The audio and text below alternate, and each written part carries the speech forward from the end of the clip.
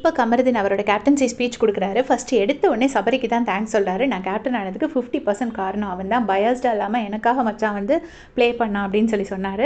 So அது ரொம்ப ஸ்வீட்டாக இருந்துச்சு. அதுக்கப்புறமா என்ன சொன்னார்னா, எல்லாருமே வந்து நல்லா சமைக்கணும் இந்த வீட்டில். அப்புறமா கனியக்காவும் ரொம்ப ஸ்போர்ட்டிவாக இருந்தாங்கன்னு அதையும் சொன்னார். அப்புறமா எல்லோரும் நல்ல வீட்டுக்கு இந்த வாட்டி ஃப்ரீ ஸ்டாஸ்கில் வரனால எல்லோரும் நல்லா சாப்பிடணும். ஸோ கிச்சன் டீமில் வந்து நல்லா சமைக்கிறவங்கள போட்டிருக்கேன் அப்படின்னு சொல்லிட்டு கனியக்கா, திவ்யா, அமித் அண்ட் சாண்ட்ரா அப்படின்னாரு. வெசல் வாஷிங் வந்து பாரு, வினோதனா அண்ட் சுபிக்ஷா, ஃப்ளோர் கிளீனிங் வந்து Vikram and Arora, and bathroom cleaning வந்து சபரி மட்டும். இப்போ ஆள் கம்மியாகிடுச்சுல, ஸோ சபரி மட்டும் அப்படின்னு சொல்லிட்டாரு. சொல்லிட்டு சபரி கிட்ட உனக்கு டைம் கிடச்சா அரோராக்கு மட்டும் ஹெல்ப் பண்ணு அப்படின்னு சொன்னார். உடனே வினோதனா கேட்டார், பாரு தப்பு பண்ணாலும் மச்சான் பனிஷ்மெண்ட் கொடுப்பியா அப்படின்னு கேட்டோடனே கண்டிப்பாக கொடுப்பேன் அப்படின்னு சொன்னார்.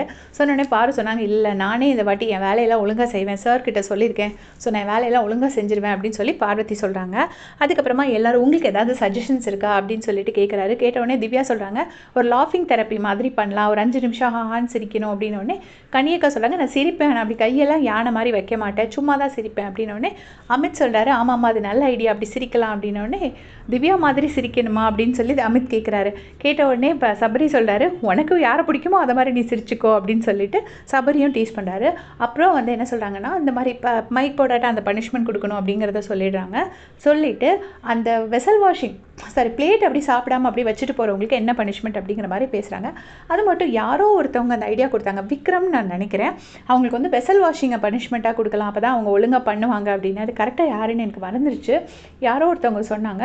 சொன்னோடனே திவ்யா கேட்டாங்க, இப்படி வைக்கிற பிளேட்டை வச்சுட்டு போகிறவங்களே வெசல் வாஷிங்கில் உள்ளவங்களாக இருந்தால் அப்போ என்ன பனிஷ்மெண்ட் கொடுக்கறது அப்படின்னு கேட்டோடனே சுபிக்ஷா சொல்கிறாங்க, நாங்கள் ஒரு 5-6 பிளேட் கொடுப்போம், அந்த பிளேட்டை வாஷ் பண்ணி வச்சுட்டு போகணும், இல்லைனா மொத்தமாக அந்த பர்சனே வெசல் வாஷிங்காக இருந்தாங்கன்னா அவங்க தான் அன்றைக்கி எல்லா பாத்திரத்தையும் கழுவணும் அப்படின்னு சொல்லிட்டு சுபிக்ஷா ஒரு சூப்பரான ஐடியா கொடுக்குறாங்க. ஏன்னா அப்படி கொடுத்தா தான் இனிமேல் இந்த தப்பு நடக்காது அப்படின்னு.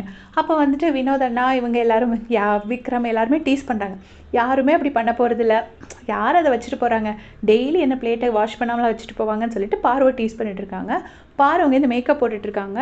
உடனே ஒரு நிமிஷம் நான் வரேன் வந்ததுக்கப்புறம் எல்லாத்தையும் சொல்லுங்கள் அப்படின்னு சொல்கிறாங்க. வந்த உடனே இவர் இப்போ கமருதீன் வந்து எல்லாத்தையும் சொல்கிறாரு. பாரும் அதுக்கு ஓகேன்னு சொல்லிட்டாங்க.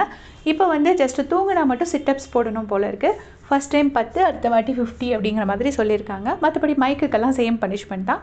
அப்போ உடனே கானா வினோதனா சொல்கிறாரு, நீ தானடா அதை ஃபஸ்ட்டு ஸ்டார்ட் பண்ணி வச்சது, உன்னோட ஐடியா தானே, நீ அதை நீயே கண்டினியூ பண்ணு அப்படிங்கிற மாதிரி சொல்கிறாங்க. அதான் இப்போ நடந்துட்டுருக்க லைவில். தேங்க்ஸ் ஃபார் வாட்சிங்.